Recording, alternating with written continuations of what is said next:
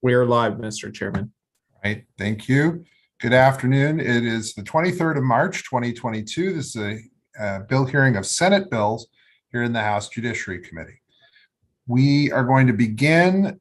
Let's see if we could bring Senator West in to our virtual hearing room. Here is Senator West. We'll give him a moment. All right, Senator West.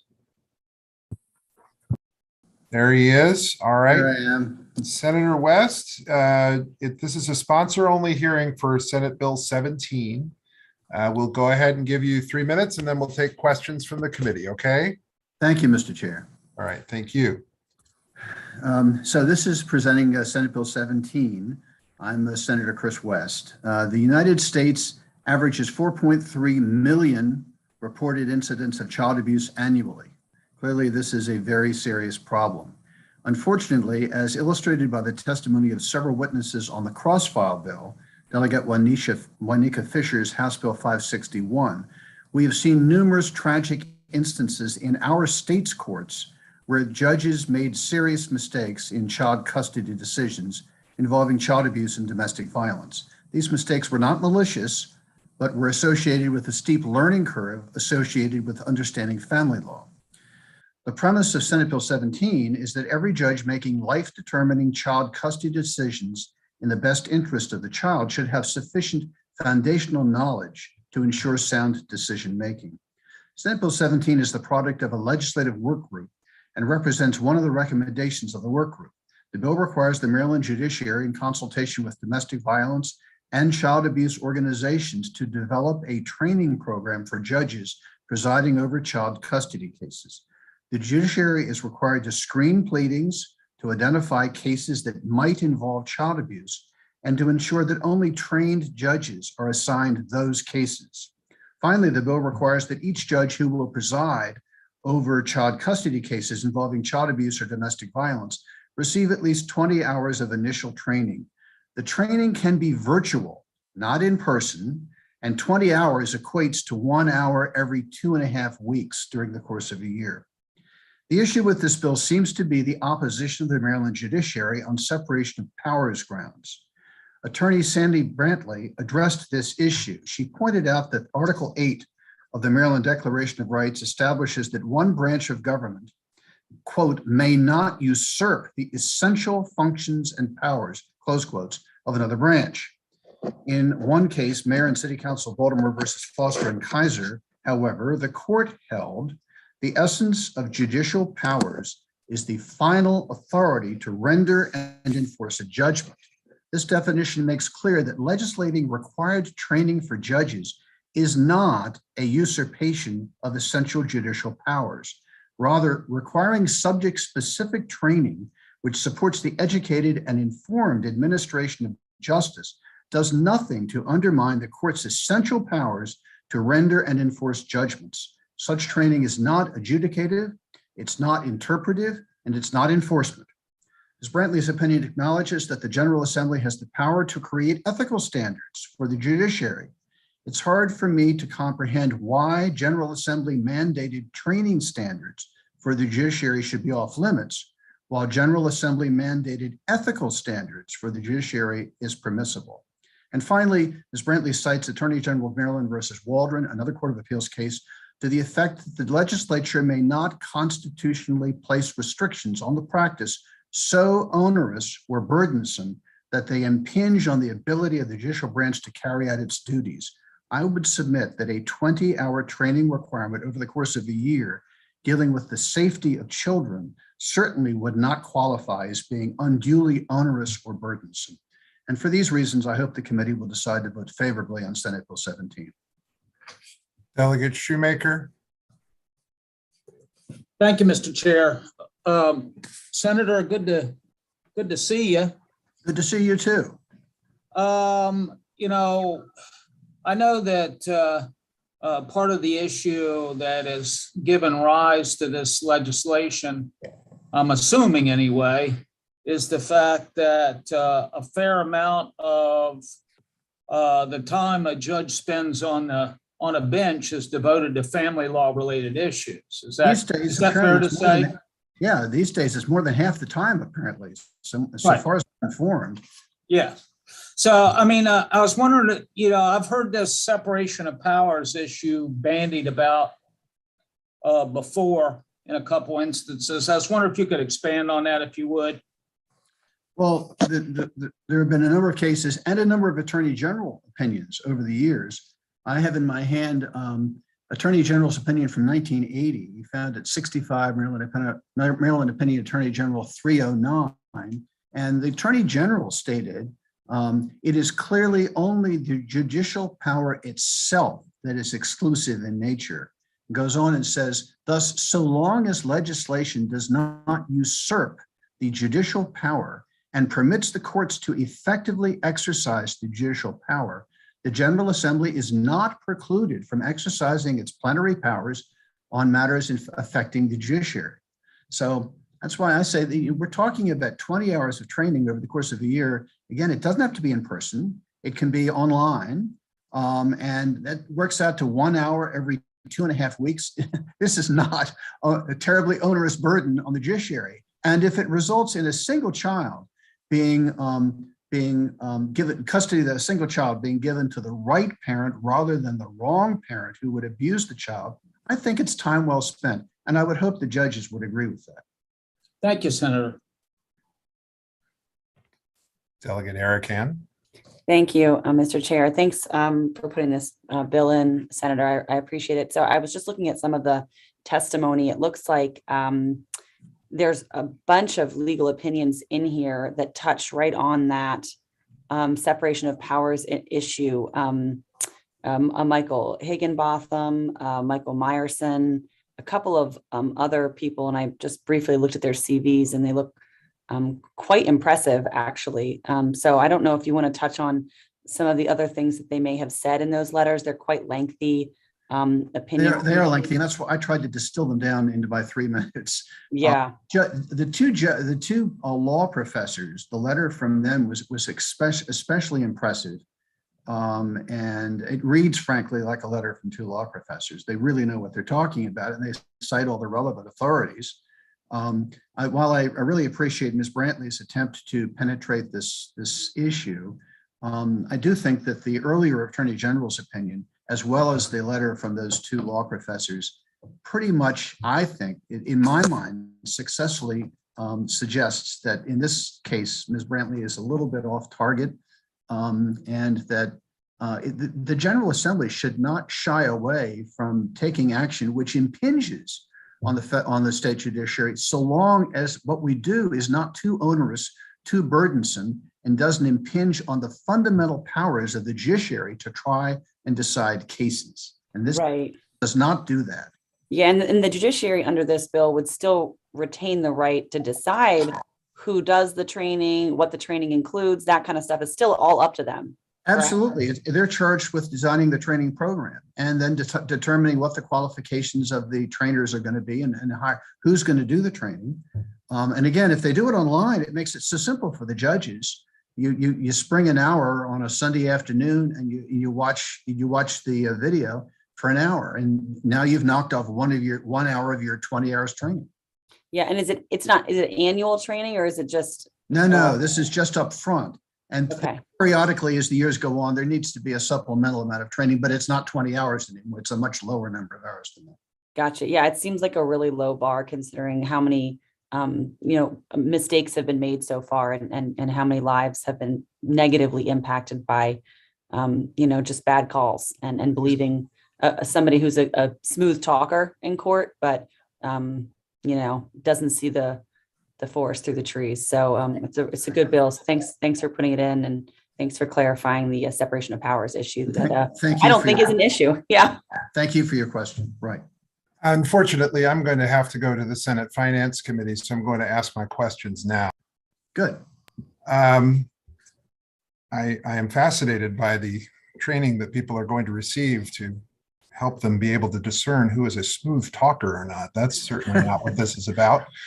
And I also want to go into the separation of power argument, because while there were letters that were sent. I know that the Attorney General's office, including the Deputy Attorney General, who has decades of experience working in this area of the law, has responded, or I believe is responding, to some of the comments that were made and to the incredibly narrow view of one of the Court of Appeals decisions that the outside legal counsel have decided to provide. Senator, is the judiciary's ability to determine what is on their docket and who hears their docket, is that an inherent judicial power? Absolutely. Okay, so that part of the bill then is unconstitutional, correct? I'm sorry, what part of the bill deals with judicial dockets? Well, when you say that certain judges cannot hear certain cases, that's us intervening in their ability to deal with the docket. Is that correct? I guess to that extent, I thought you were talking about determining what cases were going to be on their docket. That's one clear area where there's a separation of powers issue. Then the second issue deals with the issue related to judicial disabilities. We do give the judiciary, as you noted, the ability to handle their discipline within the judiciary. We do that, and we expressly give them the authority to set the rules with regard to judicial disability. We don't write in statute anything regarding when someone is sent before judicial disabilities. Those decisions are made after the Rules Committee of the Judiciary handles those issues and crafts those rules. Your legislation would require that judges are sent to judicial disabilities should they hear one of these cases without the requisite training. Is that unconstitutional? I'm going back and looking at that portion. It says a judge who is assigned to preside over a child custody case involving child abuse or domestic violence more than 3 years after receiving initial training shall register for and attend the next offered initial training. Is that what you're referring to? No, there's a portion of the legislation that explicitly says that they will be sent to judicial disabilities if they heard a case without having completed the requisite training. And I'll just say this, and then I've got to stop because I'm sorry. Yeah, it's not quite that, Mr. Chair. It says the Maryland Judiciary shall report the name of a judge who does not comply with the training requirements to the Commission on Judicial Disabilities. So you believe that we have the authority to be able to do that? Yes, I don't think that would is an onerous interference with the prerogatives of the courts. So we can now tell the judiciary when one of their members should be brought up on judicial disabilities. It's merely a report of a name. That's all it is. But let's not. I mean, really? I mean, this person is being. That's all this requires. It doesn't say what the judicial disability should. No gambling. There's no enforcement mechanism in here. All right. I would say that I believe that there still are significant constitutional issues. I do believe that there are opportunities, though, that we could work together to figure out a way forward.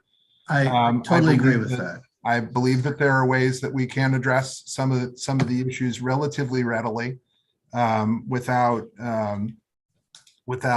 going to the underlying fundamental issues related to the bill.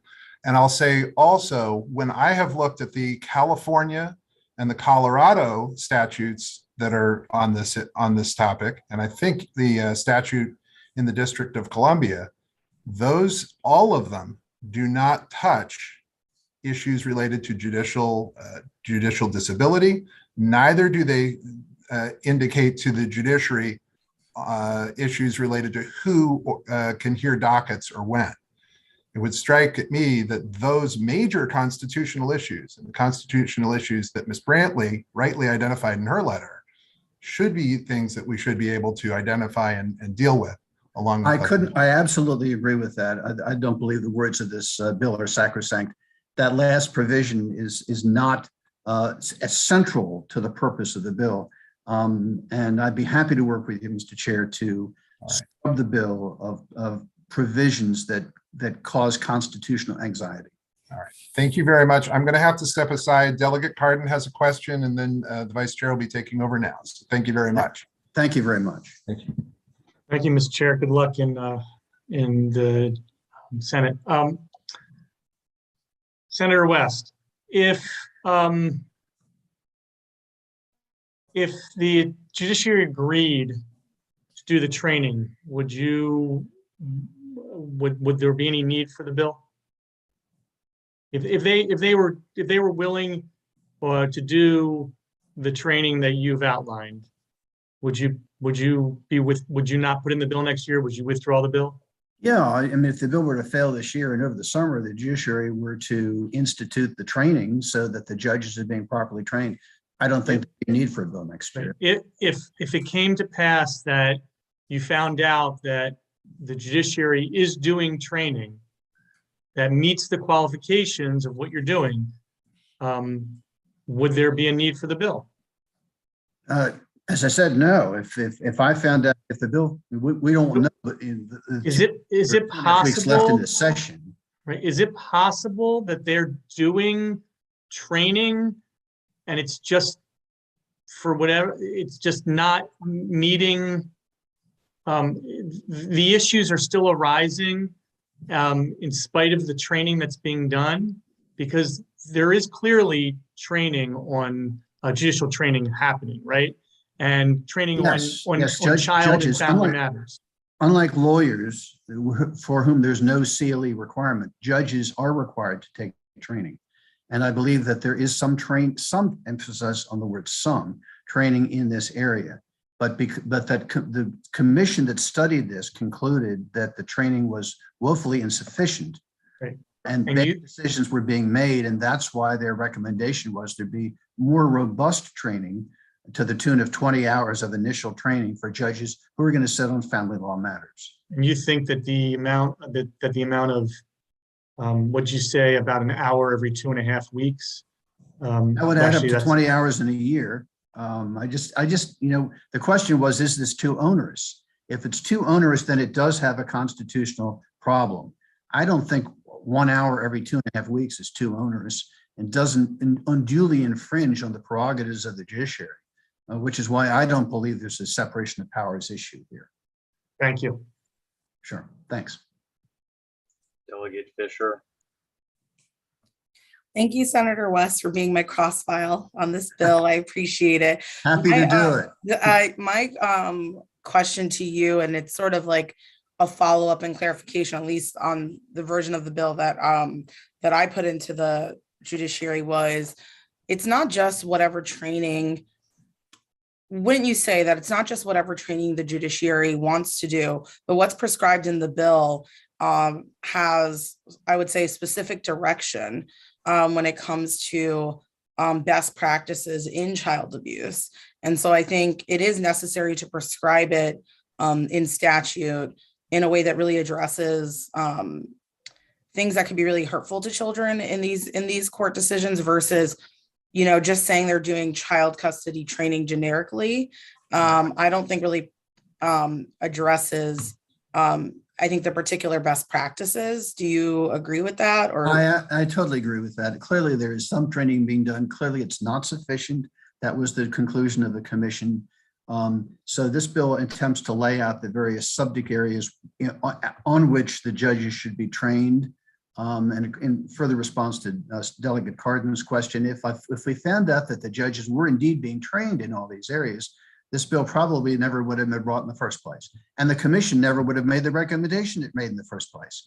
But that training is not being imparted at the moment. And given the terribly distressing decisions of some of the judges, obviously added inadvertently, which have led to children being abused and even killed here in Maryland by abusive parents, training is necessary.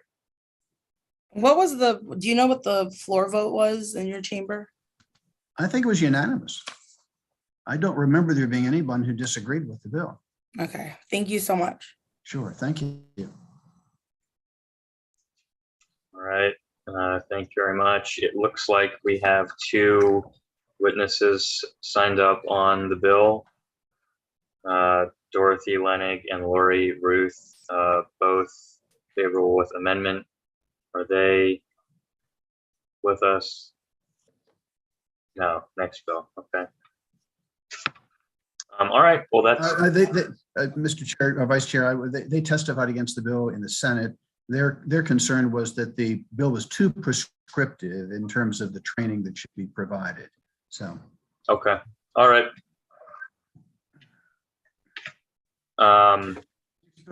They may be here. Actually, they are here. Okay.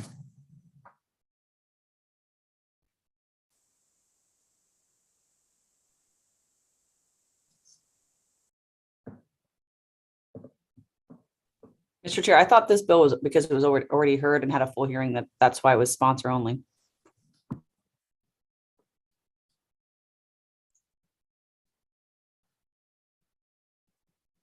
Well, the information I have in front of me says we have 2 witnesses. Well, why don't we hear the 2 witnesses? The committee staff can correct me on the next one if I'm doing this wrong. Dorothy Lenig for 2 minutes, and then Lori Ruth for 2 minutes when you're ready. Good afternoon, Mr. Vice Chair, members of the committee. My name is Dorothy Lenig. I'm the director of the legal clinic at the House of Ruth.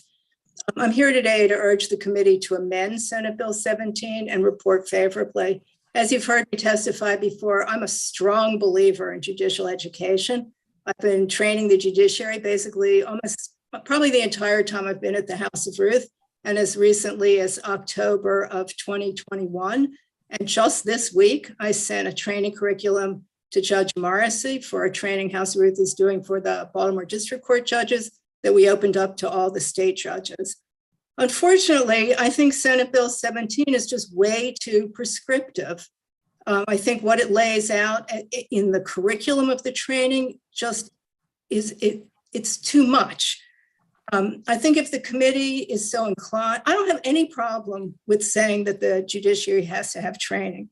But if the committee wants to lay out a more specific training, I really urge you to look at the testimony of the proponents. They cite to, I think, 5 states that have this kind of training.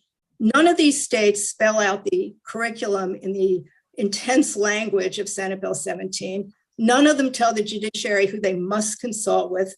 None of them have the number of required hours, and none of them have the enforcement provision. So following up on what the chairman was saying, and all of those statutes are in my written testimony. But if you look at California, it says the Judicial Council shall establish a judicial training program. The training program should include instruction in all aspects of domestic violence, included but not limited to the detriment to children residing with persons who perpetuate domestic violence. The domestic violence can occur without getting a protective order or a substantiated child protective services finding, or without other documented evidence. Or you can look at Connecticut, where they say the judicial branch may consult with organizations that provide domestic violence. I have no problem with creating a statute that says the judiciary has to have training. I just don't think it should lay it out in this kind of detail. And I want to be completely honest, I showed this list to a lot of people. I showed it to people who were not judges or lawyers, but who were psychologists and people who had expertise in domestic violence and child abuse. A lot of them didn't think the list was really correct. Some of them really had issues with kind of the slant of how it was written. You're out of time. If I just may finish, the most troubling thing that somebody said to me was, it sounds like this bill was written by somebody who was unhappy with the outcome of their case. And I don't think our statutes should sound that way. So urge you to amend it and report favorably. Thank you. Lori Ruth for 2 minutes.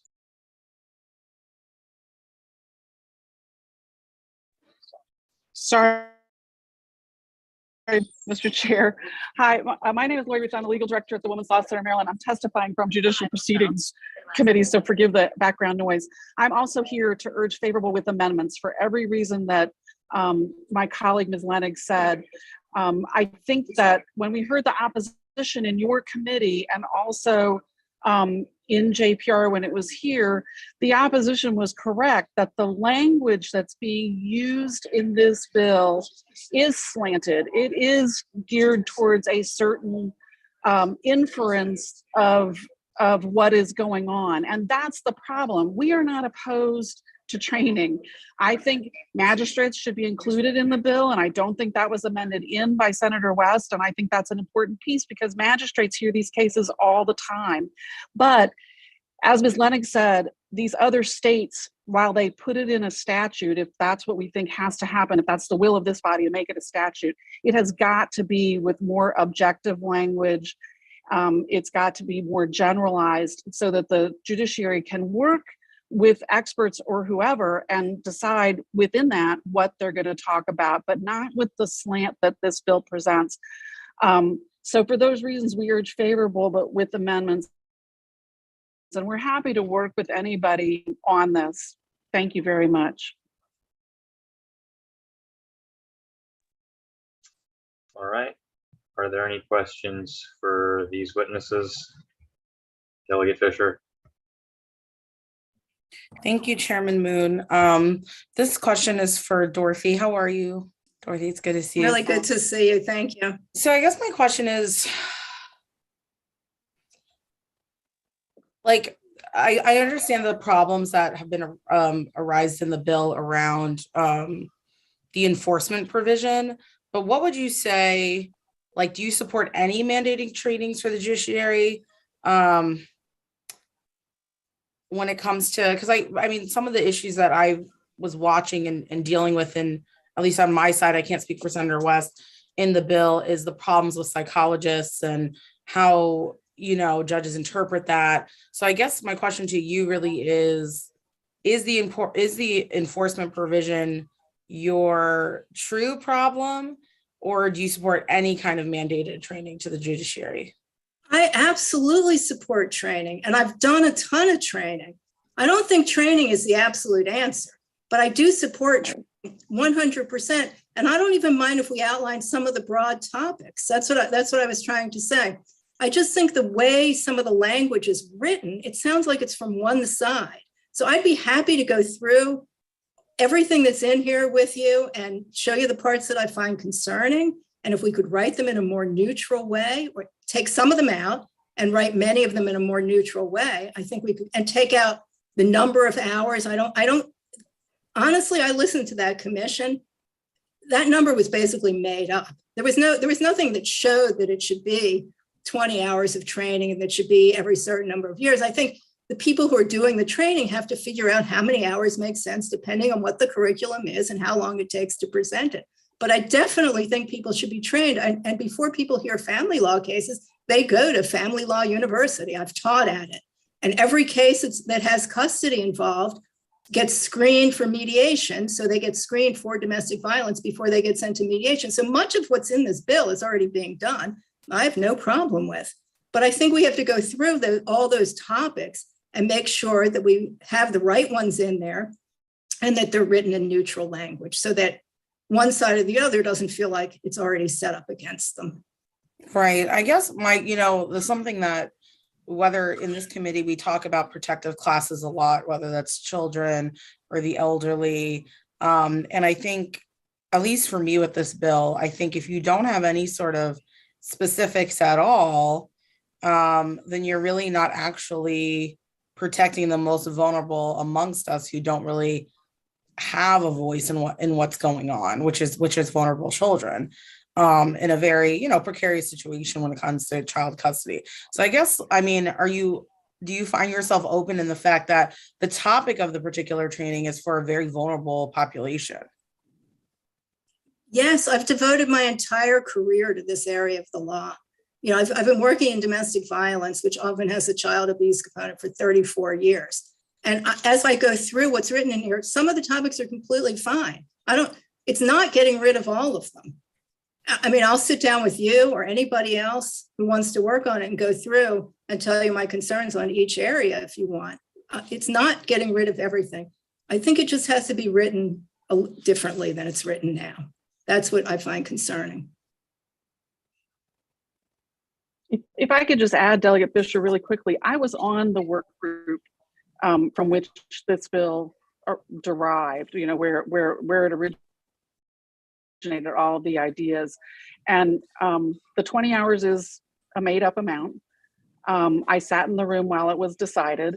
And I actually think that the judiciary is capable of designing the training to meet the goals that the bill wants without this language. I appreciate that, but there's a lot of, anyway, the amount of hours is definitely a political thing. It depends on what you say. If you don't put any hours, then there'll be negative testimony that it's endless, and it can be an endless amount of time. If you put too few, then other people aren't happy. And I think every profession that this legislature deals with has to come to a place at some point with different training, and even with like our law enforcement. So, I mean, I do appreciate that.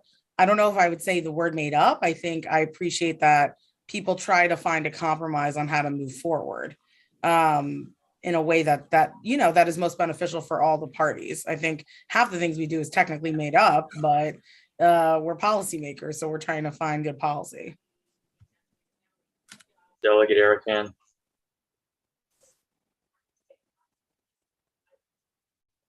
Delegate Erican, your hand is up.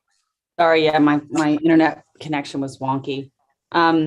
So I'm hoping that maybe Ms. Lennick could just touch on the things that she doesn't like specifically, because there's not that many things prescribed. I mean, obviously, like Delegate Fisher said, the issues right now is that it's too broad, right? So whatever the training that is happening right now obviously isn't working. That's what the commission figured out. So what things do you not like that's in there now that you do not think should be prescribed? Are you asking me to go through each of them? Because I'm, okay. Yeah, just bullet point them for us. Okay, so I think saying that the training should include typical brain development on infants and children is good. I think at number 2, the impact of adverse childhood experiences, trauma, the complex, all that's good.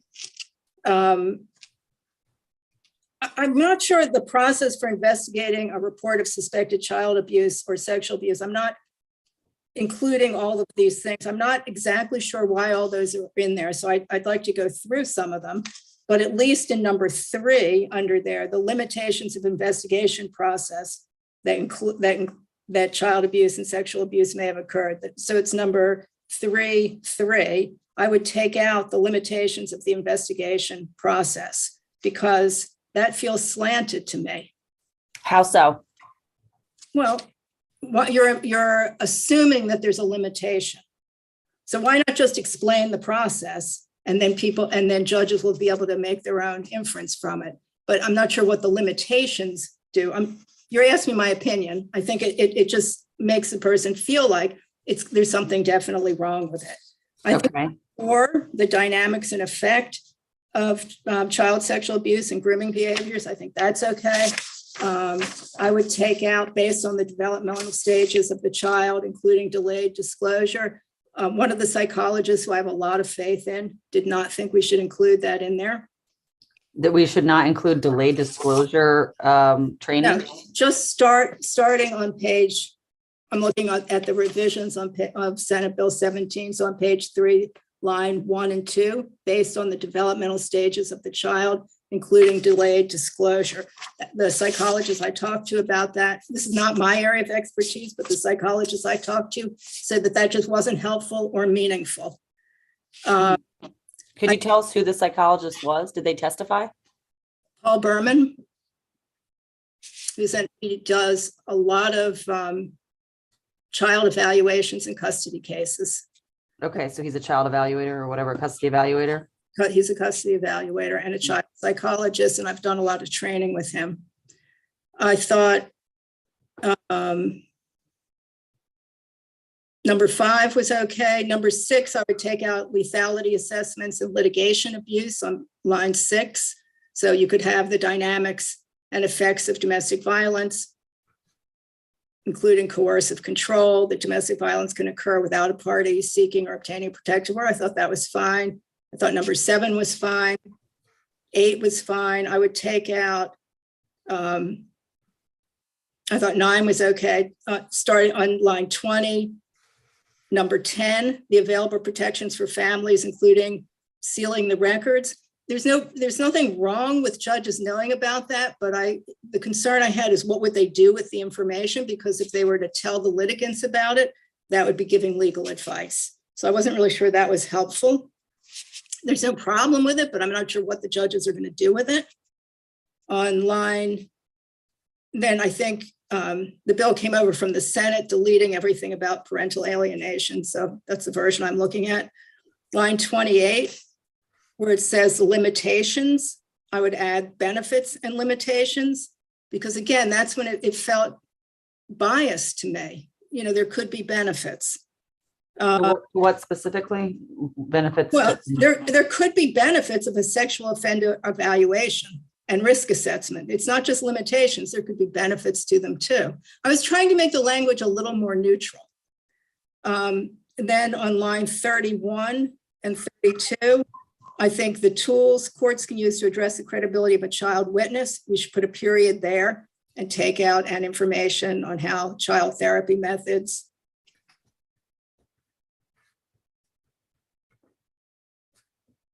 I think you got muted. I heard an info on child therapy methods. That was the last thing we heard. I'm sorry. So on page 3, starting on line 31, take out and information all the way through page 4, line 2. And then according to, again, to Paul Berman, take out number 13, the correlation between child sexual abuse and child pornography. According to him, there's just as much evidence in one direction as another, and that there may be. All right, can I pause this exchange Yes. for a second here? I'd be happy to. Yeah, no, we don't need to do line by line editing here. Suffice it to say, I think that that's a question and an answer. Fair? Thank you. All right, Delegate Jones. Mr. Chair, I just have a question. Ms. Lennon, can you elaborate for me again, the section where you said, according to Mr. Berman or Dr. Berman, that developmental delays and things didn't need to be included. Can you elaborate on that for me? Because I'm not sure I understand. So do you remember which one that was? I think you said 5, but I don't see it. 4. Okay, so what number 4 says is the dynamics and effects of child sexual abuse, including grooming behaviors and the disclosure of child sexual abuse. He thought we should end the sentence there because based on the developmental stages of the child, including delayed disclosure, just didn't mean anything to him. And he's a psychologist. Honestly, I'm just telling you what he told me. I can ask him and get back to you if that'd be helpful. I just went through the bill with him and asked him which parts he thought were important to keep in and which parts he would take out if it were up to him. Okay, I'm just curious about what the development level of the child has to do with, or why that would not be a factor that you wouldn't want judges to be trained to consider. I'm happy to get back to you. Thank you. All right, thank you, everybody. That's going to conclude the hearing on Senate Bill 17. We are now going to go on quickly to Senate Bill 468, also by Senator West. He's the only one on this bill. Senator West, you have 3 minutes when you are ready. Thank you, Mr. Chair. This bill, I don't think will have any opposition. This bill was brought to me by the Maryland State Bar Association's Estates and Trusts section. Currently, Maryland law provides that in the administration of the states, the payment of commissions to personal representatives and the payment of attorney's fees, quote, may be made, close quotes, without court approval, so long as all the creditors who filed claims but haven't been paid yet consent in writing, so long as the combined sum of the commission payments and attorney's fees doesn't exceed the statutory maximum, and so long as signed written consents are filed with the Register of Wills by all interested persons in the estate. Under current law, therefore, anyone who might have a possible objection to the payment of the commissions or the attorney's fees can prevent such sums from being paid by merely refusing to execute the consent form. The problem is that the use of the verbal phrase "may be made" in the current language without court approval turns out to have caused difficulties because the words "may be made" leave open the possibility that the orphans court still may have a role to play. Assuming that all unpaid creditors and interested parties have consented to the payment of the commissions, there's no reason why the orphans court should get involved at all. But there's some orphans courts who still require that because of this language "may be paid," that application be made to them and the court hearing scheduled, et cetera, which only increases the costs to everybody involved and it increases the attorney's fees. So it's just a waste of time and money. And that's why this bill provides that if all the conditional factors have occurred, the personal representative may pay the attorney's fees. It eliminates the role of the orphans court. And to guard against any abuse, the bill explicitly provides that the payment may only be for legal work rendered prior to the date of the consent of the interested persons. So it would be impermissible for the attorneys to apply for legal fees to be paid prior to the time that they actually render the legal services. This bill passed unanimously in the Senate.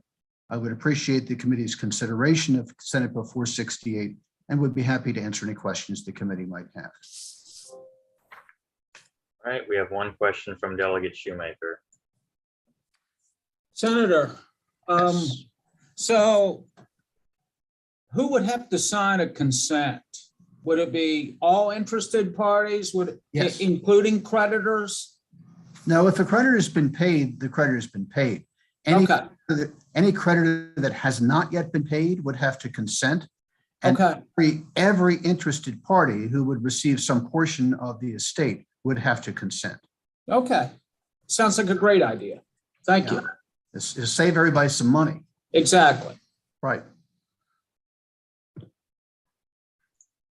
All right, looks like that's going to conclude the hearing on Senate Bill 468. Thank you, Senator West. Next, we're going to go to Senate Bill 387, which I believe the Attorney General is going to be testifying on. Brian Frosch, whenever you're ready, you have 3 minutes. Thank you very much, Mr. Chairman, members. And thanks for your good work on the House version of this bill, and especially to Delegate Lopez. The Senate bill makes several changes to the House version. The bottom line is we recommend you accept the Senate changes. In some ways, I think the House did a better job. The Senate made some useful additions. And very quickly, what they are is it makes clear that the bill does not apply to firearms that were manufactured before October 22nd, 1968. It requires mens rea in the case of possession, that is to say that the person knew or should have known that he or she was holding a gun that was unserialized. It changes the penalties. The penalties go up to 5 years for somebody who sold or purchased one of these guns that's unserialized. But it drops the penalty for mere possession to 2 years, which does not make possession, and it does not disqualify the person guilty of mere possession from ever owning a firearm again. And finally, and most importantly, it changes the way the guns will be serialized, and it allows them to be serialized by a federally licensed firearms dealer, manufacturer, or other federally licensed person. And the Maryland State Police will receive the records of all of these serializations and hold them. On balance, we think this is a very good bill and would urge you to adopt the Senate version without amendments. Thank you very much, Mr. Chair. All right, Are there any questions for the Attorney General? All right, no questions. I believe that's going to end the hearing on Senate Bill 387. Do we have Senator Waldstreicher here? I do not see Senator Waldstreicher, so we'll skip to Senator Waldstreicher. I do see Senator Carter. Yeah, Senator Carter's here. We can turn to Senate Bill 53 next. That's Senator Carter, and there will be a handful of witnesses. Senator Carter, you have 3 minutes when you're ready. Thank you so much, Vice Chair Moon. It's nice to be here. I haven't been here this year, and so it's a wonderful pleasure to see you in that position. Good afternoon to all members of the House Judiciary Committee. I'm very happy to see your faces. So you've heard this bill a couple of years. Delegate Bartlett has put it forth, and it's passed this committee and the House of Delegates in the past. This year, the Senate did take this bill up, and we did put some amendments on. So I submitted written testimony. I presume that this committee is familiar with the Child Interrogation Protection Act because you had your own hearing this year and you've had it in several years. So basically, you know what it does. It ensures parental notification, actual notification for children that are taken into custodial interrogations. It ensures that they consult with counsel before being interrogated. It also allows the Court of Appeals to come up with age-appropriate language for Miranda warnings to make sure that children understand their rights. And so briefly, I'll talk about the amendments the Senate put on the bill, which are, so suddenly they've escaped being in front of me, but I recall them. So we changed juvenile, the word to child. We added amendments. Many members of the Senate JPR wanted to be co-sponsors of the bill, so we added them on. We changed language in the bill that says that, of course, the interrogation of a child is allowed, as it would be in any situation when there's a threat to public safety. We deleted the language that required it to be an imminent threat to public safety and just said threat to public safety because that's the language that the Supreme Court has used and the Court of Appeals many times in these situations.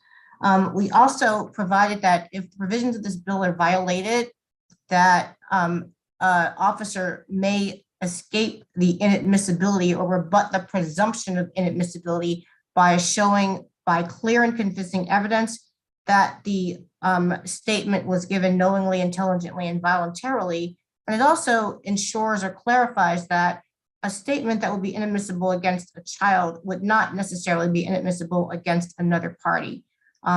With the little bit of time I have left, someone asked me recently, what's the purpose? Do we really need the bill? Is it necessary? My answer is absolutely. This bill is important to protect all of our children.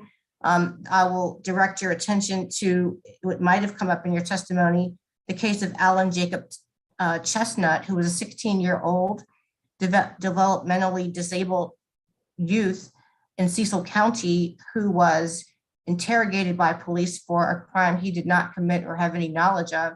He was lied to during the 15-hour interrogation where he did not have counsel, and he was told that they had his DNA, they had the crime lab report that they had his DNA. He's 16, he doesn't have counsel, he's disabled, and so he believed them.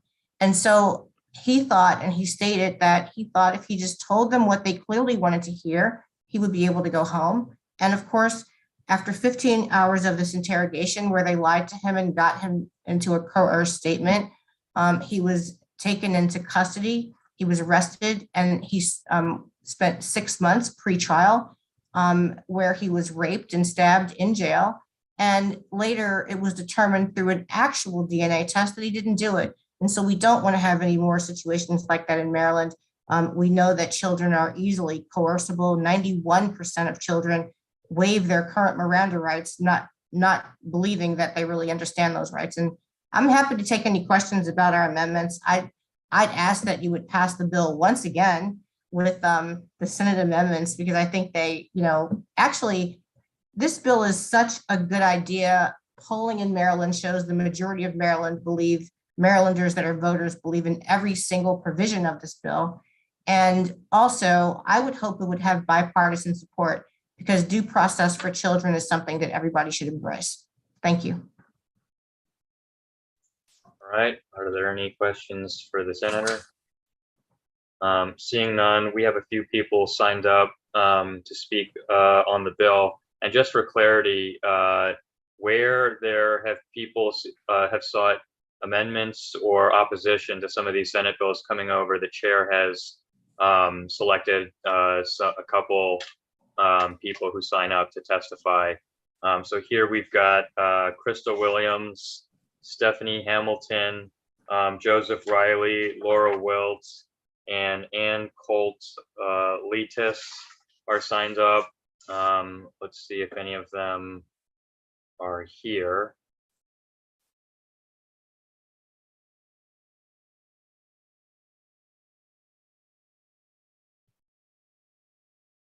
All right, I see folks trickling in. Why don't we start with Crystal Williams, favorable with amendment. You have 2 minutes when you're ready.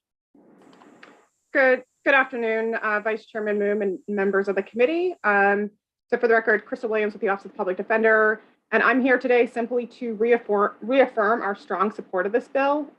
This bill has undergone extensive scrutiny and thoughtful debate, both last session when it passed this chamber, and now this year in passing the Senate. So I'm happy to end my remarks here and simply rely on our resubmitted testimony, and I'm available to answer any questions as well regarding the amended language that we are asking that your committee adopt here to ensure favorable passage. Thank you. All right, thank you. And next we'll have Stephanie Hamilton for 2 minutes.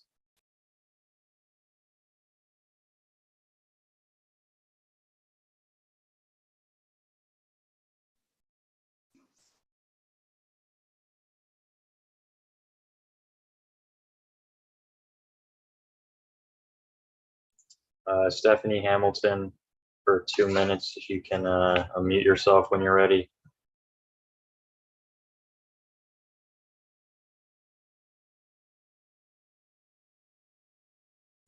All right, we're gonna skip Stephanie Hamilton, go over to Joseph Riley. 2 minutes when you're ready.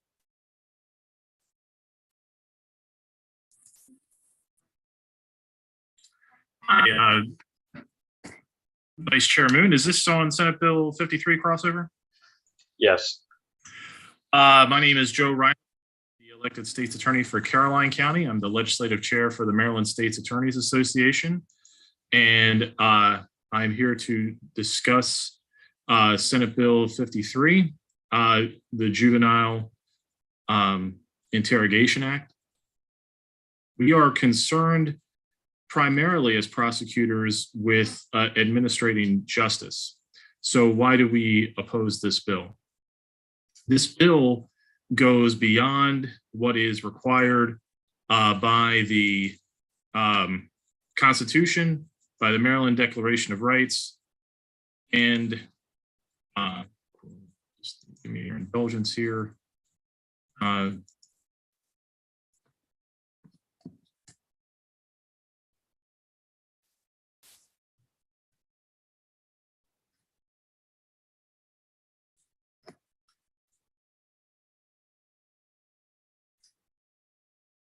And by the protections in case law, such as Miranda. Mandating attorney contact prior to any custodial questioning does not strike that appropriate balance between public safety and enhanced juvenile processes that are outlined in this bill. Senate Bill 53, before custodial interrogation of a juvenile can begin, consultation with an attorney is required and cannot be waived, regardless of the individual circumstances of the individual being questioned. This requirement, again, goes far beyond best practices and the standards set out in the prior things that I mentioned. The State's Attorneys Association is concerned that the OPD will not be able to resolve conflicts or stick to strictly advising about rights under Miranda. We are concerned that if there are multiple youths that are stopped and questioned, for example, 4 kids in a car with a gun in the center console, will require 4 separate attorneys. If each from the public defender, there's potential for great conflict. in this case, in those cases. There's no protocol or policy in this bill for when an attorney doesn't respond. This bill would essentially make overworked police navigate the tricky legal minefield of whether to obtain counsel. They would need to determine whether a youth is in custody or if there's a real threat to public safety to terminate interviews. If a youth strays from questions reasonably necessary to obtain information necessary to protect against the threat of public safety, this would create conditions where the statement is heavily redacted. If information is obtained from an interview that strays from the public safety threat, does that exception lead to evidence? Is that evidence then admissible because of the fruit of the poisonous tree argument? This bill doesn't quite answer all those questions, and we think that it deserves an unfavorable report at this time. All right, thank you very much. Stephanie Hamilton, are you able to unmute? All right, doesn't look like it. Let's move on to Laura Wiltz for 2 minutes. All right, good afternoon. My name is Laura Weld. I'm the Chief of the Juvenile Division, Frederick County State's Attorney's Office. I'm here because I'm passionate about providing quality services to our youth so that we can prevent them from later landing in adult jail. Senate Bill 53 goes too far. As drafted, it is going to put our communities, our schools, and our young people at risk. If the purpose of this bill is to protect youth from improper police interactions, then the drafted provisions that require recording of the interviews, notification of parents, and the child-friendly Miranda language, those provisions could accomplish this purpose of giving additional protection to our youth. But this bill goes way beyond that. It actually puts a roadblock in place that will hinder our police investigations, and we don't need that in Maryland. If you want to require the police to do good work, then do that. As drafted, Senate Bill 53 is not how you do it. Do not misunderstand what this bill does. If a police officer has to get the permission of a defense attorney before speaking to someone, that investigation is effectively over. Anyone speaking truth will tell you that the attorney will advise the youth, do not speak to the police every single time. Crimes will occur in your communities. Police will tell victims over and over again that they could not solve the crime because they couldn't interview the witnesses. Senate Bill 53 as drafted effectively puts defense attorneys in charge of criminal investigations. If you want to protect youth during interviews, then require the recording of interviews, not this. Additionally, the juveniles themselves are going to be harmed by this legislation if it passes. If you believe in rehabilitation, you know that learning from our mistakes is the key to not repeating them. If minor offenses are not charged, sent to our diversion programs, then what are our youth learning from that? Our disadvantaged youth and families rarely voluntarily engage in services. This law is going to make it much less likely that we can reach youth while they are young. This legislation is dangerous for all Marylanders as it is written now. And I ask you for an unfavorable report, and I thank you for the opportunity to speak today. All right, thank you very much. Let's try Stephanie Hamilton again. Are you able to speak?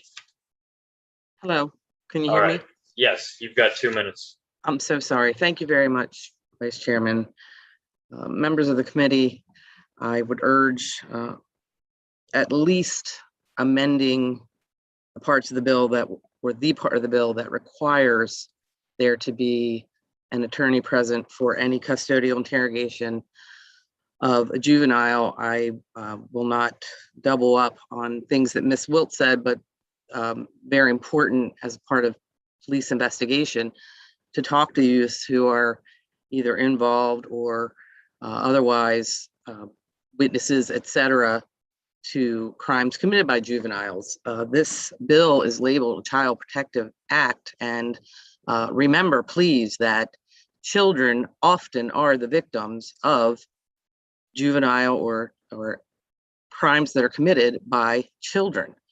So they would certainly be hurt because there is no way that if an attorney is consulted by law or has to be consulted by law, there is no attorney out there who is going to allow their client, juvenile or otherwise, to speak to the police when they're being questioned about a crime, which would leave many child victims out there with no charges filed. As Ms. Wilt stated, the Maryland juvenile law is about rehabilitation. Maryland juvenile court is not a punitive court. There can be no rehabilitation if there are no charges. There can be no charges if an attorney is shutting down police interrogation about a crime with a juvenile or child suspect. So I would urge, at the minimum, to strike that part of the bill. The other parts of the bill that require child-friendly Miranda certainly that's a great idea. Speaking, answering what was said earlier about Mr. Chestnut, that happened in my county. It was before I was with this office. But there are several things that have been put in place since that occurred that do protect anybody under 18 charged with a crime. They're certainly not put into the same facilities as adults who are also charged with crimes and other things, but that's not what this bill is about. But I would urge at the minimum to take out the language that says that it is absolutely mandatory, and it certainly goes against time. Okay, thank you. All right, thank you very much. Next, we'll hear from Ann Colt-Latis for 2 minutes.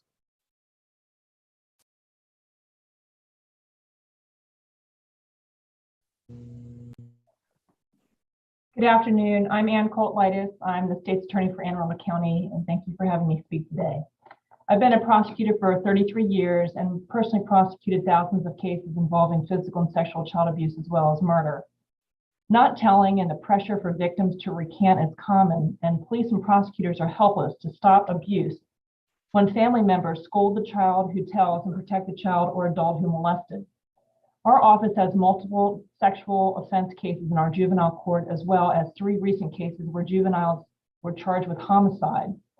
All of these victims are children themselves, and they were sexually assaulted or they were killed in their own homes. In several of these cases, the juvenile's parents were either witnesses and in one case, an actual co-defendant in the death of a child. The requirement that police must arrange for parents to make immediate contact with the juvenile being investigated for a crime is problematic for many reasons. I certainly understand the goal of this legislation, and I agree with the 2 prior speakers. It's valid. Make sure that juvenile custodial interactions are appropriate and their rights are protected, and I agree with the bill's purpose in notifying parents when their children are taken into custody. But like the other 2 speakers, I have concerns about the mandate that attorneys are to be appointed automatically for any in-custody interrogation. Our public defender's office has difficulty staffing weekly prayer for jury trial days on Wednesdays. I'm doubtful that they will be able to take calls 24 hours a day, 7 days a week, and manage the conflicts, all saying that there will be no additional fees. Because this bill requires custodial interactions are recorded, we now know that a judge will be able to review the lawfulness of the statement and to make sure that the police have not impinged upon the child's rights. This law will protect juveniles in parts of it, but it will not protect victims of crime in other parts of it. I have several cases that I have illustrations about why this bill is problematic that I would invite members of this panel to ask me about, because I know I will run out of time.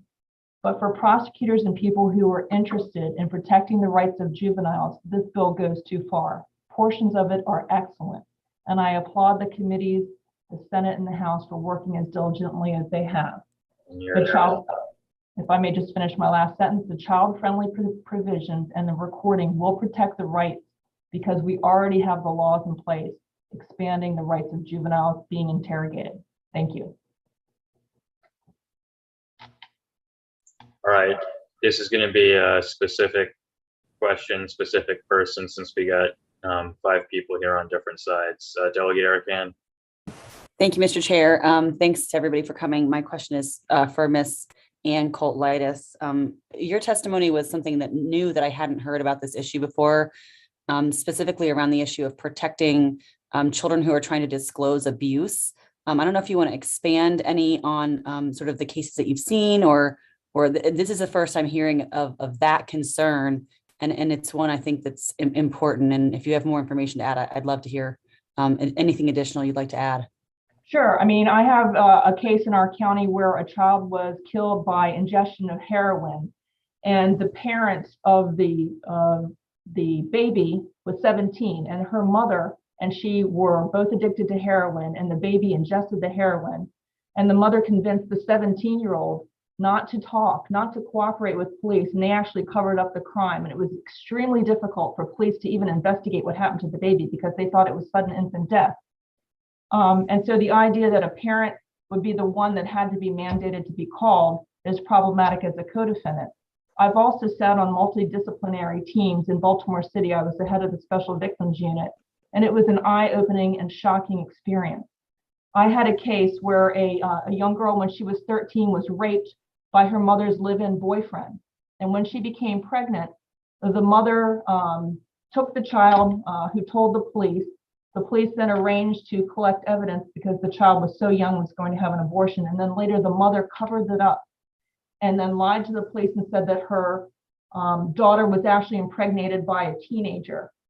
And it covered it up for years. And then this man was allowed to, by the mother, abuse other children in the home, his own biological son and her biological son. And for years and years and years, 5 or 6 years, our team kept investigating until we finally had enough evidence to remove this molester from the home.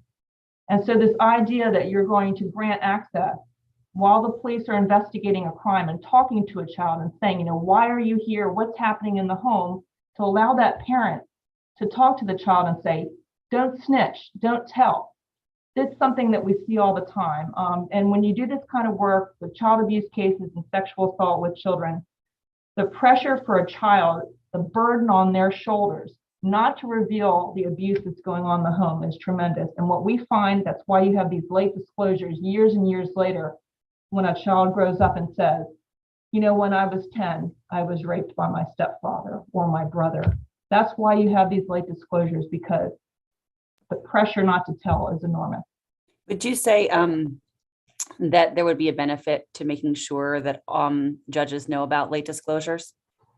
Absolutely. And we've actually used Crimson Baraka, formerly the Baltimore Child Abuse Center. I can never remember the new name of the organization. She's actually testified twice in Anne Arundel County about why children disclose late, how they disclose, how children don't, you know, record things in their mind like a movie, but kind of talk about it later.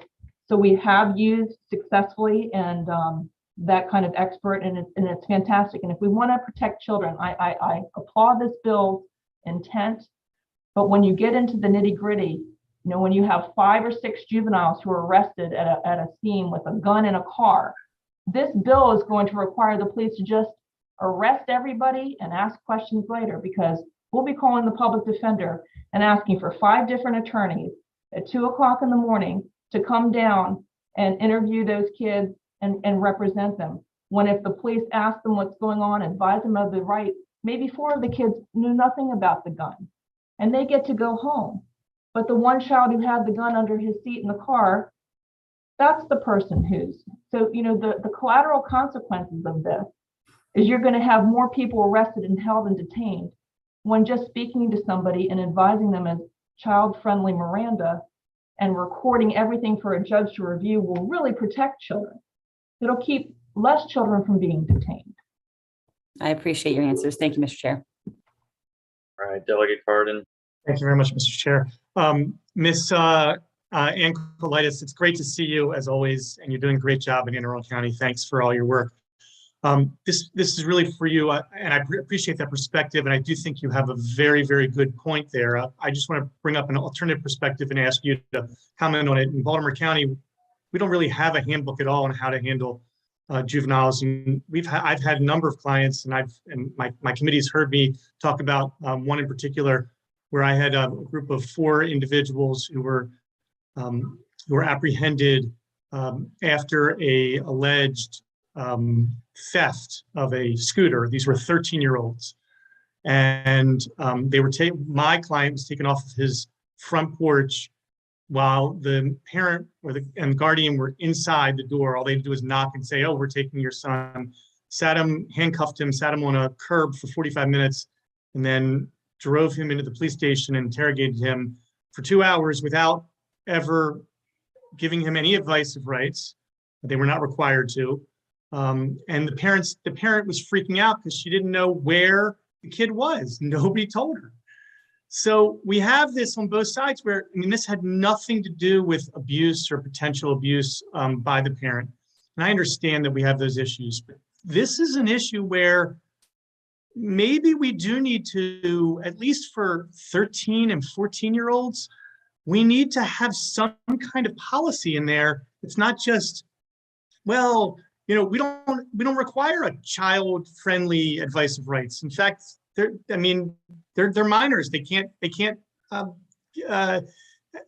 agree to understanding their advice of rights at this point. So, you know, I'm just wondering, doesn't there have to be something put in the law that requires make sure that it's equal treatment across the board and not being done right in Anne Arundel and being done wrong in Baltimore?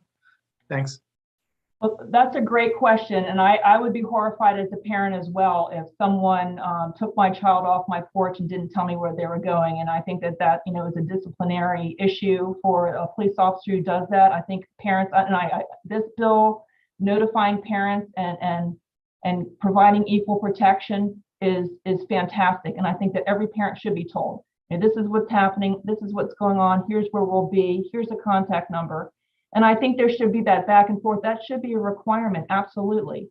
But as far as the advice of rights, I don't know why that child was not advised if they were detained, if they were being interrogated, because they were obviously being interrogated, and it sounds like they were in custody.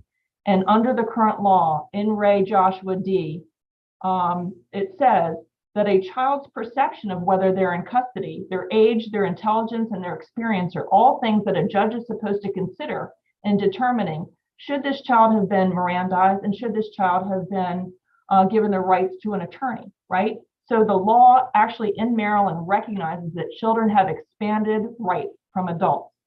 And if you violate that as a police officer, if you have a 10-year-old or an 11-year-old and you do not give them access to their parent, that weighs very unfavorably against that statement that it is involuntary. It's proof. It's one of the important factors that the case law says indicates that that was an involuntary statement. So I think we're talking about two different things. Absolutely with the notice, absolutely with the regulations. And if this panel were to say we should have different standards for different ages, even that would be welcome. There should be more guidance. There should be more outline for what police shouldn't do, so it's equal across counties and jurisdictions. But you know, there is an investigatory societal interest in investigating crime and solving it. There's also a societal interest in not taking kids off the street or taking them out of school without properly notifying their parents. Those two things exist, coexist, and are the push and pull of why we're here today. All right, next Delegate Faye Martin Howell. Thank you, Vice Chair. I have a question. I think it's probably for Ann Colt-Litis. I want to know what happens, what are the consequences if the police don't follow the guidelines of getting in touch with a parent or an attorney? Does this bill address that? I did not see that provision, but I think this is something that the Maryland Police Training Commission, if this legislative body wanted to say that this should be part of the protocol and training, and that the agencies throughout the state should adopt standards, I think that's one thing that you could do. That this is going to be policy and that the various police departments throughout the state should adopt it. Here are the protocols when taking a child into custody. Okay, then the other question I had is, is there a limit on how long a juvenile has to wait if they cannot get in touch with the parents or an attorney? How long do they have to be detained? Well, I think there are some provisions in the Courts and Judicial or C8, CJ8A, but you're supposed to treat juveniles and release them more promptly. I can tell you, at least in our county, I read the daily brief, juveniles are frequently, unless it's a very violent crime like robbery, sexual assault, or homicide, they are generally cited and released to their parents within hours. But nobody is supposed to be held without charges for more than 24 hours. And I think that the practice generally is less, but I don't have that right in front of me. I'd have to go grab my book behind me, but I can answer that for you later. I will note and give you an email today, if that's all right with you. Thank you. Delegate Cox. Thank you, Mr. Vice Chair, and thank you, panelists. Real quick, was this a bipartisan vote, if anybody knows, in the Senate Judiciary?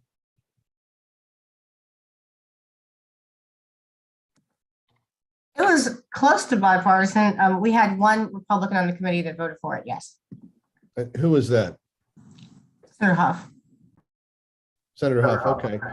So real quick, I know he's pretty tough on crime, so that raises an interest. Ms. Leitis, I appreciate your comments and your work to protect children. I think that's what everybody wants, and I know that I share that with you. I think what I'm hearing is the bill generally is okay, except for the mandatory, from your perspective, the mandatory requirement of counsel to be present for custodial interviews. Now, I think I heard you say something about videotaping could be an option. I see that in the bill. I also see that you were concerned about exceptions for safety, and I see that's now been put in the bill, it looks like, on the last couple of pages. So does that alleviate those concerns that you raised? Well, the exception for safety already exists in the law, that you can ask somebody, hey, is there a bomb under this bridge, right? That actually happened in the Ramos case. In the Capitol Gazette shooting, police asked Mr. Ramos, is that a bomb in that bag there? And that's an admissible statement because it's a public safety interest. So that's an imminent, immediate, will somebody be harmed? Is somebody in danger of dying? Sure. So it doesn't really alleviate it. Sure, this is more, right. So this looks more to investigating, and like you pointed out, the witness aspect as well. And so here's my general question. I know you pointed out the concerns about parental child abuse, which of course we are concerned about, but isn't most child abuse in other types of custodial situations, such as school and even state custody? Well, I can't say about most. I don't have the stats, but I can tell you, like, our 4 pending cases that we have, and just cases that I saw this week in the daily brief from the county and the Annapolis Police Department. In the last week and a half, I saw 2 or 3 reports of sexual assault at the high schools, and I saw several reports of sexual assault in the homes. And our 4 pending cases in juvenile court are a mix of child assaulted in their home, child assaulted at school. So these are, children are assaulted where children are, right? Children aren't generally out walking in the street. They're at school or they're at home. And that's where people molest them. And I agree. And I think that maybe there's a way forward, since that's your main concern. And I think I share that concern, that if there's a direct conflict of interest, that there should be some way of analyzing the protection of the child in the context if the abuser is the one that has to be notified. At the same time, some of the stats I was looking at, and I've worked in this area some, is that many of the times it's the state itself that is facilitating the abuse in some way. And so wouldn't you want the parents to know at that point and to have that notice that we're talking about here? Well, I don't have any examples of abuse in the state, other than what I can tell you. What I often see is that children who are removed temporarily and then go back to their home where the abuser is, if there's not enough sustained findings that the abuse is happening in the home, or if the child recants. So I see that. And it's not just my concern is not just limited to, police don't know what the story is with a child until they talk. So they can't say this parent is involved in the crime. The deceased baby who ingested heroin, it took a lot to figure out that the grandmother was one of the instigators in convincing the daughter, let's not take this child to the hospital who's suffering from a heroin overdose right in our presence. That took a lot of investigation. So by the time the police found that out, that had been weeks that had passed. So when we're notifying a parent, we have your daughter in custody, we're asking her about the death of this child, the police would not know that the mother was a co-conspirator or a co-defendant. So what I'm saying is, I totally agree with you, but I want to jump in because I don't want to belabor this. I know we got to wrap this up, but I just wanted to point out real quick from a Frederick County perspective, as you're well aware, we have one of the largest abuse cases in the history of Maryland coming out of our county, and the parents were kept in the dark. And this is, like you said, and that's why I'm sharing your concerns. Right. I think this needs to be examined. I think parents that are good parents, should be included. So I think I'm hopeful there's a way forward to find this middle ground there. But thanks so much. Thank you. All right, Delegate Bartlett. I have a question for Senator Carter. I wanted to know about. The sponsor's gone. Senator Carter's right there. Well, I'm looking at her. Okay, so I want to know a couple of things. I want to know what happens if 4 adults are in a car and they all lawyer up. So nothing different than what would happen under this bill. So thank you for the question and thank you for your sponsorship.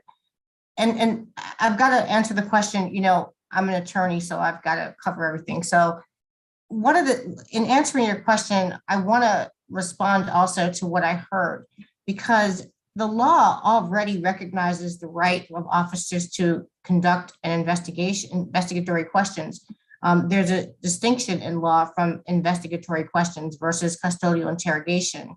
Generally, when there's a large group of people and officers are investigating something, that's not a custodial interrogation. And so custodial interrogations are one-on-one interrogations.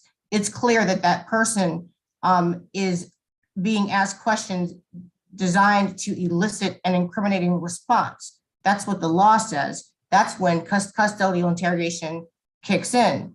So there's nothing would happen different under this bill that would happen under any other situation, whether adults or children. Investigation is investigation, custodial interrogation is custodial interrogation. And what would happen is once one of those persons might become a suspect, and they're taken into custody, and before they're interrogated, they have to be Mirandized. And all this bill does is say that the child has to, we want the child to understand the Miranda rights. And also, in terms of the parental notification under the bill does not require that the child consult with the child's parent. The bill requires that the parent be notified that the child is taken into custody, and that the child would then consult with an attorney prior to the interrogation. So if that answers your question, I hope it does. Actually, it does. Let me break in here. What I meant was the sponsor panel has gone. So we don't actually go back on panels to ask questions once we've moved on to the next panel. So okay, I let that one go just since we had 4 opposition witnesses, but we got to move on. We got a number of senators waiting here.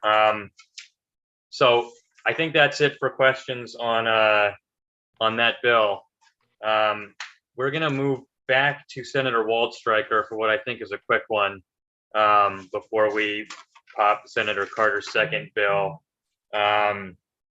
That is Senate Bill 559. It's just Senator Walt Stryker. I believe he's here.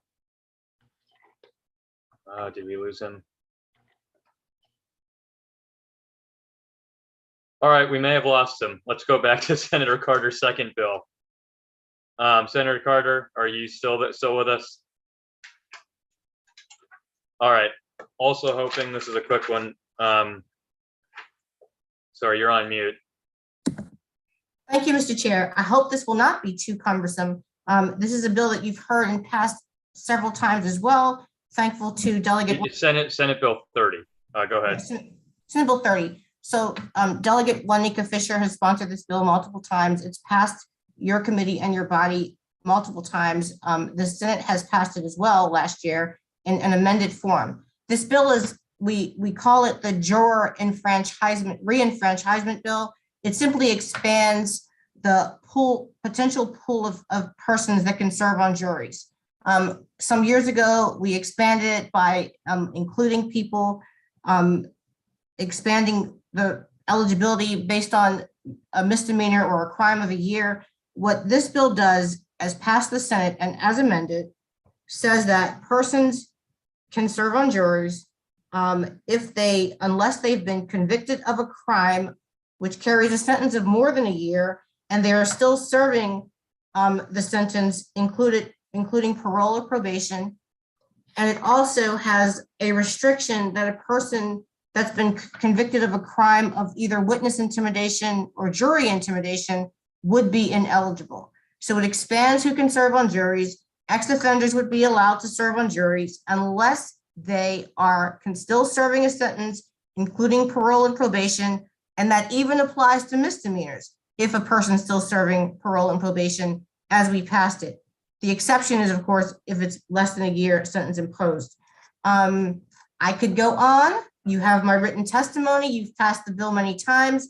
I think it's critically important that we allow people that have served their debt to society to be reintegrated into society and instill and ensure their rights. Serving on juries is one of them. One of the questions that came up, someone claimed that this was just a bill for lawyers, that nobody really wanted to serve on a jury that's not eligible. That's not true. I actually had a constituent that testified and sent testimony on the Senate side that is an ex-offender and felt very strongly that he didn't feel like he had full citizenship, even though he paid his debt, even though he's now a father and a grandfather, married, works for a living, pays his taxes, votes. He wanted the ability to serve on a jury and was very adamant that he could absolutely be fair as anyone else could be. He would absolutely not have trouble deciding if the facts and evidence showed that someone was guilty, that he could find someone guilty. And also to point out that this isn't only criminal cases, there are civil juries as well. And we don't say, well, because somebody's been created a car accident before, they can't serve on civil juries because they're going to be biased. And so I think it's a fair bill. I think it's a really, really strong bill for Maryland.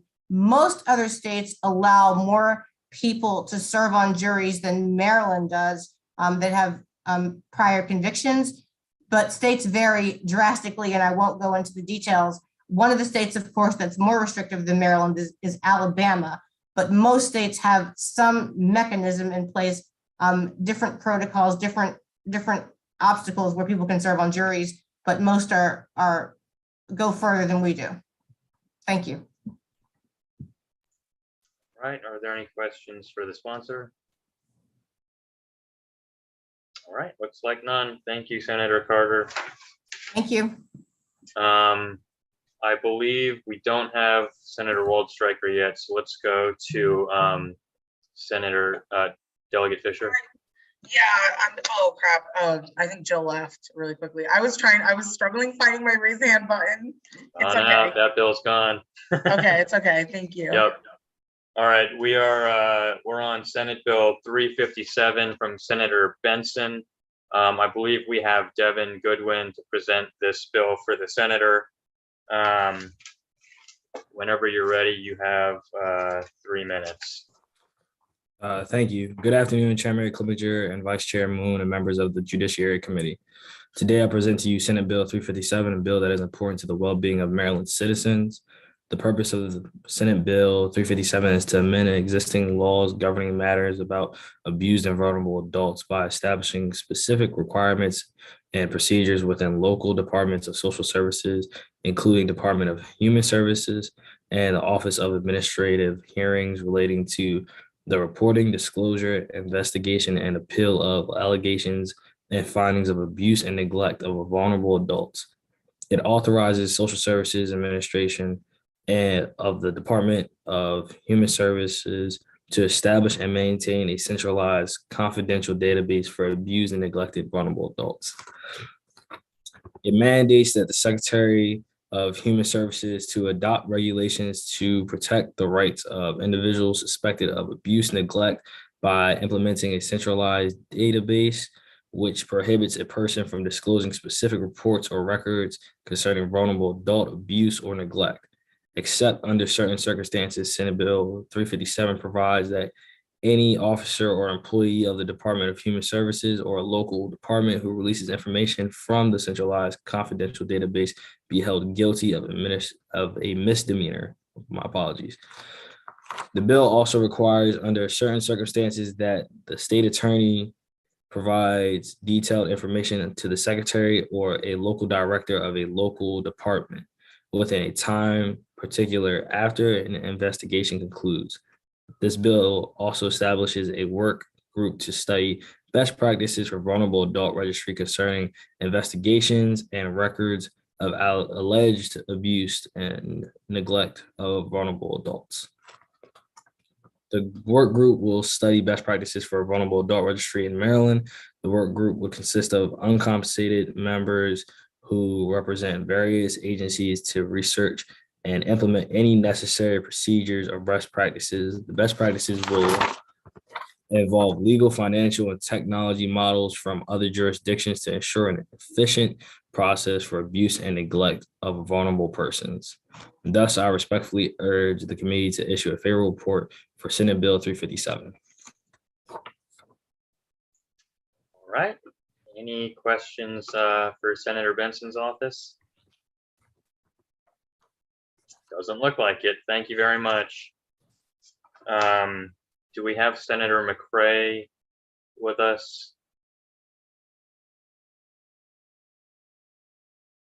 No.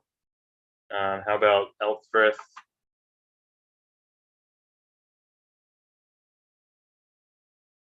Walt Striker. All right. Hang on, folks. We are on the hunt for a couple senators.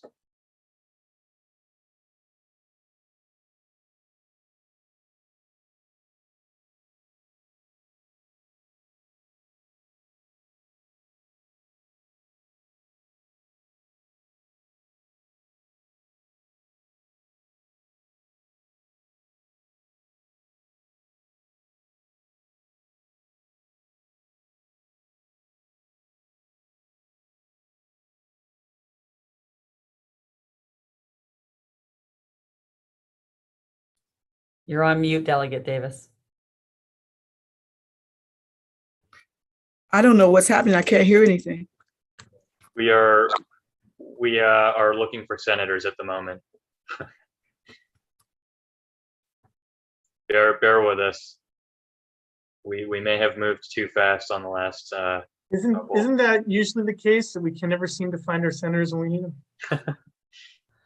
Senator Walt Striker has arrived. So with that, we will begin the hearing on Senate Bill 559. Senator Walt Striker, you have 3 minutes when you're ready. Thank you, Mr. Vice Chairman, members of the committee. It's good to be back in front of Judiciary, if virtually. A few of you have met my sister, Marcy. Now, my sister is not the reason I put in the bill, but she is illustrative of some of the issues that this bill needs to address. My sister, Marcy, is autistic, and it doesn't make sense for her to make big decisions alone. For her to make big life decisions by herself would put her in physical danger and would put her in financial danger as well. One solution might be a guardianship, but a guardianship would strip her of her well-earned independence and offend her sense of dignity as a human being. And so there has to be an accommodation for people with disabilities like my sister, so they're not forced to make decisions on their own or to abide by decisions made completely by others. There is such a midpoint. It's called supported decision-making. You heard about this bill with the House crossfile, but my understanding is that you're waiting for the Senate to move on this bill, which we did unanimously. Supported decision-making is a simple accommodation for people with disabilities. It allows people with disabilities to have a trusted adult assist them in making big life decisions, including decisions related to medical care, housing, marriage, and legal contracts. This accommodation is not new and it's not novel. 19 states have passed laws allowing for supported decision-making. Red states like Texas, blue states like our immediate neighbors, Delaware and DC. We require in law accommodations for people with disabilities all the time. We don't allow dogs in the House or the Senate, but we do allow seeing eye dogs. We passed a law allowing people with irritable bowel syndrome to have access to public restrooms, even if they're not using that facility. And so this bill is simply a common sense accommodation for people with disabilities so they can have assistance in decision-making without having to enter a strict guardianship. I ask for a favorable report on Senate Bill or House Bill 529 and Senate Bill 559. Thank you, Mr. Vice Chairman. All right, are there any questions on that bill? Seeing none, that ends the hearing on Senate Bill 559. Thank you, Senator Walt. We're going to go on to Senate Bill 586. Senator Mcrae, you have 3 minutes when you are ready. All right, you guys pretty tough, Mr. Vice Chair. Corey Mcrae, Senator for the 45th Legislative District, honored to be here before the Judiciary Committee. I'll be very quick and get straight to the point. JPR did something very interesting in this bill. They took 3 of my bills and wrapped them up into one bill. You all have already passed out House Bill 441, which is in this bill. You all have also passed out House Bill 785, which is in this bill. What isn't in this bill, Bill 687. Senate Bill 687 came because the Office of Legislative Audits did audit on my police department, and it found out that they weren't following state law by reporting to the state police department the guns that were being burned from that standpoint. They hadn't done that since 2012. What this does is it looks at 2012 to today, and it makes sure that we hold up some of the GOCAT money until that information gets submitted, which they said that they can do. And then it helps us to take a look at it, I believe 3 or 5 years onto this issue until it's addressed from that standpoint. So this is basically an audit happening. It's us, them knowing what they did wrong, correcting what they did wrong, us basically having a stick to be able to have the stick to make sure that they do what they were supposed to do and that we still follow the issue after that, Mr. Vice Chair. Very easy bill. They combined 3 of them in one. You have already passed 2 and I explained the last one. All right, are there any questions for the senator? Seeing none, thank you very much. We're going to go on to Senate Bill 29. Senator Elfrith, you have 3 minutes when you're ready. Thank you very much, Mr. Vice Chair, members of the committee. Very nice to be here. I wanted to, presenting Senate Bill 29, a bill this committee is very familiar with. It's the 7th year of the bill to end underage marriage here in Maryland. I know the committee is very well aware current law allows for 15-year-olds under certain circumstances to get married. The good news here is that you've heard this bill for 7 years, but this is the closest the Senate bill and the House bill have been to each other. And I'd like to thank this committee for your work on the House bill. We are nearly there. The importance and the urgency of getting this right this year, I know the committee knows as well. The public health challenges to young people when they marry before 18, greater likelihood of domestic violence, lower likelihood of graduating from high school, much higher, significantly higher divorce rates. This is a public health issue. And the bill before you, Senate Bill 29 and House Bill 83 are closer than they've ever been. I want to emphasize that. And it's not serving on JPR. I'm going to leave it to this committee and the wisdom here and the wisdom of JPR to find the right balance. The bills are alike in that they both raise the age to 17, kind of bright line floor of 17. You know, the House bill still has that 4-year age limitation of your partner.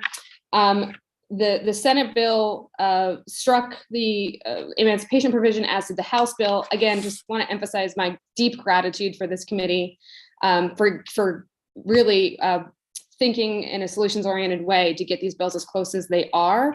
I'm happy to work with any members of the committee to figure out the right path forward. But every year I say I'm confident, and I know the House sponsor always says she's confident as well. But I do believe in the wisdom of this committee to get this right. And I'd be happy to answer any questions, Mr. Chair. All right. Are there any questions for the senator? All right. We got a couple. Delegate Williams and then Crutchfield. I'm Senator Elthriff. Hi, good to see you. Wanted to find out, you mentioned the age of 17 as a bright line. And I wanted to know if you could elaborate kind of on the age gap that's within the bill. I think there's like a provision with regards to the 4-year gap. Yes. Yeah, so the House bill, as you amended it, keeps that 4-year gap. The JPR committee removed that 4-year gap from the Senate bill. We have some very compelling data. I'm not sure if we included it in my testimony, but I'm happy to share with the committee that really speaks to the striking age gaps that are occurring. 16-year-olds marrying 37-year-olds, and it's not an anomaly. That is frankly happening more and more. So I appreciate this committee's wisdom of keeping that gap. I cannot speak for JPR, obviously not being a member of JPR, but I think it is something, a public policy stance that is worthwhile. Thank you. I appreciate that. All right. Delegate Crutchfield. Good afternoon, Senator. Thank you so much for being here and presenting your bill. I just have a couple of questions. Okay. I wanted to make sure I understood the change in the requirement for emancipation of a child here. I think on the Senate side, they really limited that down to just being able to be emancipated for the purpose of divorce. And here on the House side, we added a little bit more to that in allowing the child and the family to actually go out and actually live and be able to contract for services. Do you know why there was that, difference in both of in the way the Senate reacted to emancipation? Not being on the JPR committee, Delegate, I so appreciate your question, but I was not physically in the room in making that decision. I think there is merit to expanding kind of the ability to enter into contracts more broadly. This committee knows that when we have very real and very unfortunate situations of domestic violence, we want to empower people to be able to get themselves out. If that's, leasing a new apartment, if that's buying your own, entering your own contract for a new cell phone, those are really important provisions of being an independent adult in this circumstance. And we don't want to, I personally don't want to limit that. Again, I think there are places and room for, the bills are very close, and I think there's room for greater agreement here. Trying to choose my words very carefully. No Not being on problem. either committee. And Senator, just one more thought about, to add to that, is that there was a bit of judicial review involved with trying to determine whether the party was really ready for marriage. And I don't believe that was a part of the Senate. No. bill One as of the other differences, you're spot on. The Senate left in the, if one of the partners is pregnant, or if one of the partner's parents, the underage, the exception could be given if the parent signs off, whereas the House bill leaves that to judicial review, which is the way the bill came in originally. And I think, again, there's merit to that. We heard testimony, and I believe you did as well, from my clerk of the court, who says very, very frankly, he could have someone seeking this exception come in with a black eye, and there is nothing he can do to prevent, even if he suspects clearly, there might be domestic violence, there's nothing he can do to stop giving that marriage certificate. So I think there is merit to having an outside independent review of granting this exception. Okay, thank you so much again. All right, Thank you very much. It looks like that's going to conclude the hearing on Senate Bill 29. Thank you very much. Thank you. We're going to move on to Senate Bill 71. Senator Kramer, you have 3 minutes when you're ready. Thank you, Mr. Chairman. And 3 minutes won't even get me through my introduction, but good to be there visiting with all the good folks in the Judiciary Committee. We just had the big kahuna, Chair Clippinger presenting the cannabis bill over in the Finance Committee. He did an outstanding job. And I think we're all looking forward to getting that worked out. Ben Kramer here introducing Senate Bill 71. And colleagues, this is a cross-file to legislation introduced by the very talented Delegate Crutchfield. So I'm guessing you all already had your hearing on this bill and understand the merits for and the need for this legislation. It is important that we join the majority of states in the country that have a civil remedy for the victim of a hate crime on our books. And it's more important than ever that we let our residents in the great state of Maryland know that we are aware of the dramatic rise in hate crimes and the need to do what we can as a legislative body to address that. But I won't go into the details on that because, again, you've had your hearing. What I will tell you is that the bill passed unanimously, both in committee and on the Senate floor.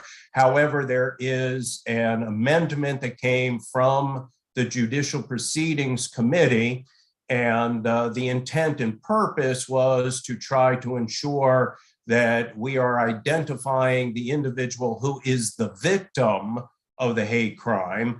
And I think what they did might be a little bit confusing. I have had a couple conversations with the committee chair about that. We're still trying to work through whether the language is in fact clear enough that was amended onto it or whether it needs to yet be modified. I spoke with committee counsel for judicial proceedings who proposed the language, and she has sent me some examples of where that has been utilized elsewhere. So my goal would be perhaps to meet with Delegate Crutchfield, the chair, and perhaps committee counsel and in judiciary, see if we can't get this figured out and if we're all on the same page. So with that, I certainly would welcome any questions, and I thank the Judiciary Committee for your time. You did that with 9 seconds to spare. All right. Any questions for the senator? All right, seeing none, that's going to conclude the hearing on Senate Bill 71. Thank you very much. Thank you, Mr. Chair. All of you. All right, now we're going to go to Senate Bill 662 from Senator Zucker. You have 3 minutes when you're ready. Thank you very much, Mr. Vice Chair. It's an honor to be with you and the other members of the Judiciary Committee. For the record, Senator Craig Zucker here presenting Senate Bill 662, which is a cross-file to House Bill 724, Delegate Ben Barnes. This, as amended, coming out of the Senate unanimously, it takes money out of the unclaimed property fund, 14 million in fiscal year 24 to help with access to counsel in evictions. There was no opposition. It was unanimous, and it's for fiscal year 24 only, and it's coming out of the unclaimed property fund. And I would ask for a favorable report. All right, are there any questions for the senator? Seeing none, that's going to end the hearing on Senate Bill 662, and I believe that is it for our hearings today. Thank you, everybody. See you all later.